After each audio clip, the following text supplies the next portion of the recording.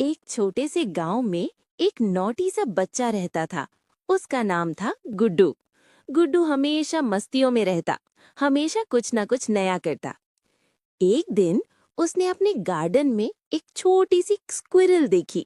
वो छोटी छोटी टांगों से दौड़ रही थी और कुछ ढूंढ रहे थे। गुड्डू बोला, अरे वाह, ये क्या कर रही है? स्क्विरल ने अखरोट निकाला और जोर से मिट्टी में दबा दिया। गुड्डू हंसी रोक ना पाया और जोर से हंसने लगा और हाँ हाँ हाँ हाँ हाँ, ये तो अपना खजाना छुपा रही है। स्क्विरल ने गुड्डू को गुस्सा दिखाने लगी।